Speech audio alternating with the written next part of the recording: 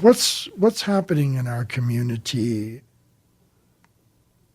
and to the people who are living and are part of our community, whether most of us recognize that or not?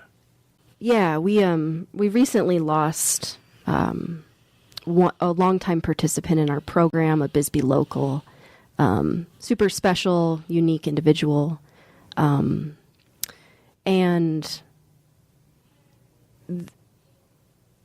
there's a lot of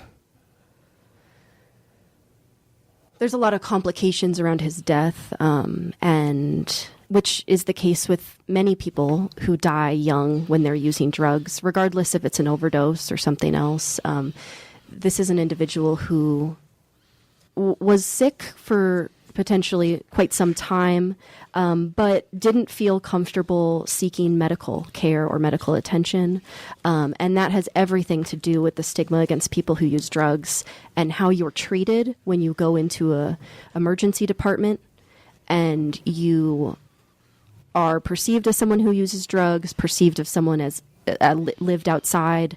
The care that you could get, it's not worth it, because you got to put up with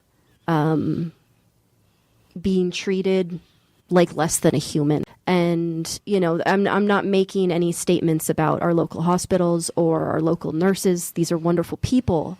What I'm talking about is the systemic stigma, right? The structural stigma that's built into our medical system. And it can be really hard to encourage people to seek the care that they need. One way we're mitigating that at Cochise Harm Reduction is bringing a nurse out onto our routes, to our delivery sites, so that people can get care on site. And so that's been really powerful to have that, and we're excited about bringing out a wound care specialist to do wound care on site. But, you know, these are the things that we're implementing to come up with new solutions, because changing the nature of our medical system and our society, you know, to include and welcome people who have been stigmatized and pushed to the edges for so long, that's a culture shift that's going to take a long time.